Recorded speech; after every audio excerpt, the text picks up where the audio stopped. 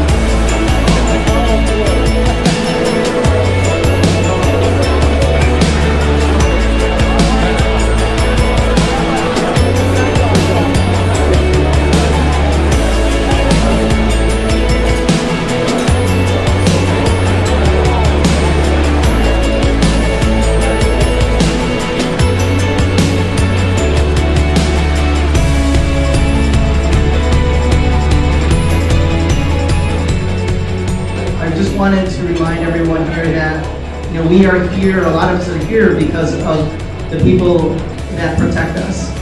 And it's the Navy SEAL folks that are in the shadows and actually help us, and unfortunately some of them have passed away, and that's what we're honoring them today. So, all right, let's give a round of applause. My name is Jennifer Collins. So in 2014, my husband, SOC David Michael Collins, had retired from nearly 25 years in the United States Navy, 17 of which he spent as a SEAL. He had done multiple deployments to Afghanistan and Iraq in defense of our country in the global war on terror. He confided in me that something was seriously wrong with him. Told me that he had not slept for 5 days, but he felt like he was losing it, that he couldn't remember cognitively, he couldn't remember his work. In about 5 days after he came home, he sent me a text message one afternoon, said, "So sorry, baby, I love you all." And he shot himself in the head sitting in his truck, about 4 miles from the house. Dave loved his country. He loved his family, and he believed fiercely in what he was doing for a living. And I knew that service was primary to him. And when the police came to tell me that they had found him, I said to the police officer, "Tell the medical examiner that whatever has to happen, I want to donate his brain." And what came from that brain donation was the start of largely what you're seeing here now. We're talking about it. We're raising awareness. We still have a long way to go, but that was the start. It was the seed, because there were findings in that were irrefutable as to what happened to my husband. And I told our children The world is not going to tell my children that their father was weak, that he wasn't strong enough. Their father died in combat. It took a few years to kill him. What is to give light must endure burning. Frank, Jamie, myself, many other families have endured a lot of burning, but I like to think that in the name of our loved ones, we're giving light and we're continuing their service to our country. With that, I'd just like to say, please welcome my friend, Frank Larkin.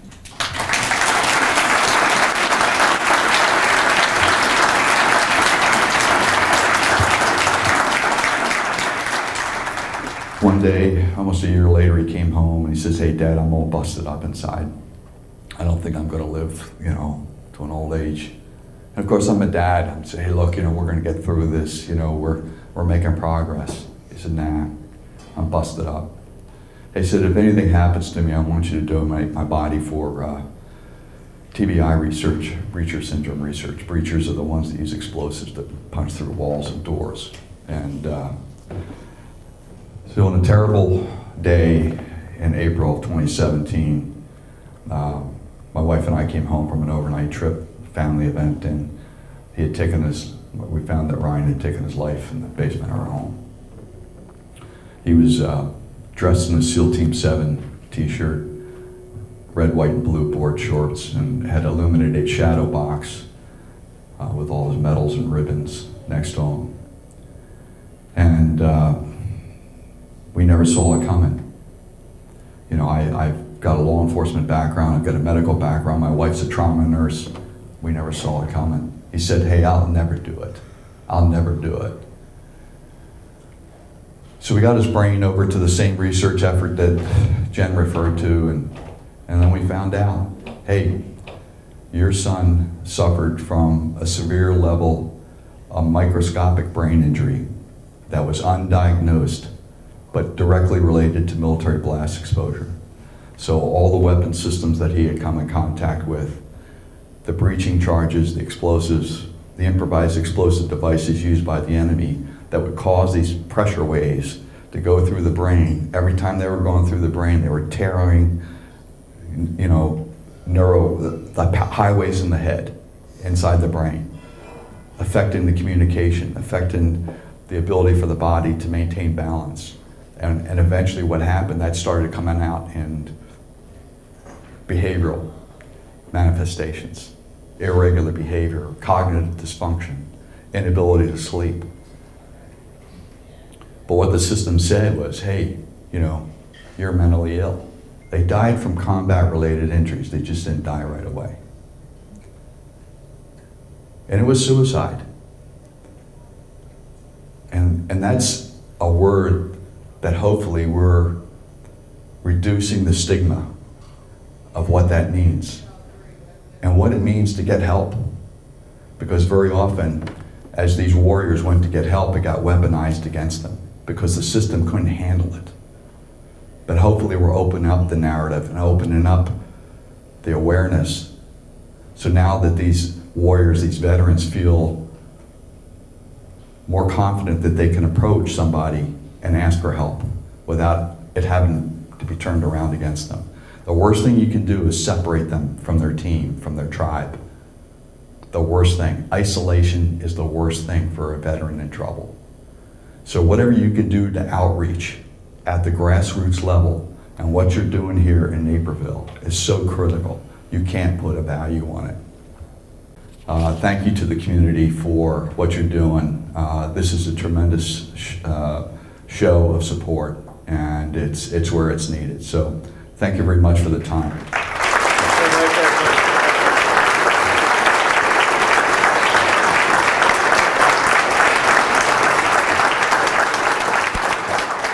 Today we want to thank you for your service with the Quilt of Valor. Rita, would you come up here? Rita Pennington is our representative for the state of Illinois. John, if you would stand, we'd like to wrap you with the Quilt of Valor.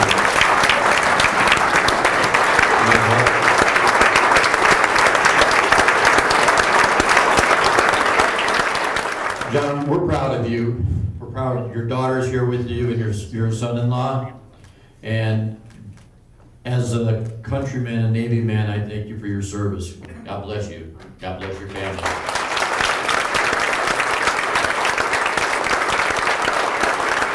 And last but not least, our winning team with a score of -16.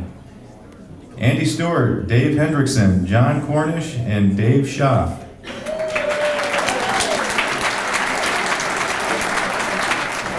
All right, we have 865828. 865. Oh, couldn't have happened to a better person.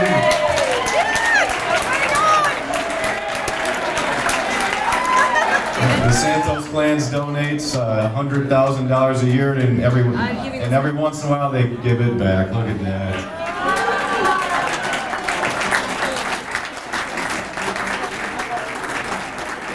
Ladies and gentlemen, it's my pleasure now to introduce Jamie Metcalf, who's going to come up and make some remarks, make some closing remarks, and I'd like to thank Jamie for her courage and her bravery in sharing her story and all of her contributions. She's a new board member to Naperville Response for Veterans. We love having her. We love the fact that we could support this event. We look forward to doing it for years to come, Jamie.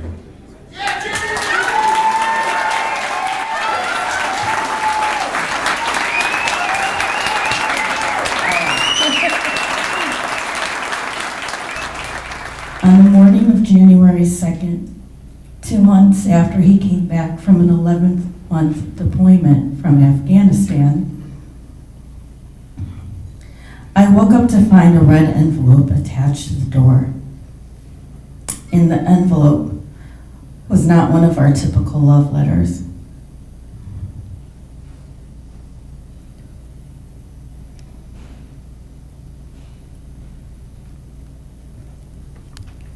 This was the last letter David wrote to me, telling me that he had committed suicide.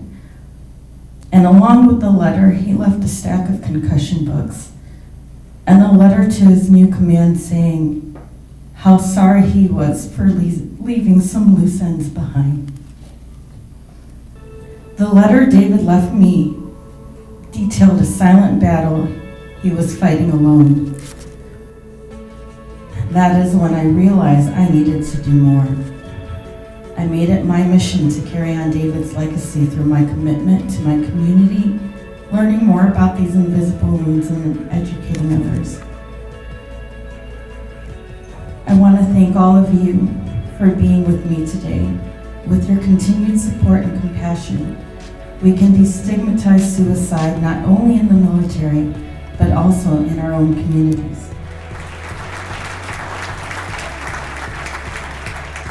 I'm asking you to carry on David's legacy by showing compassion, kindness, and grace to others. Thank you.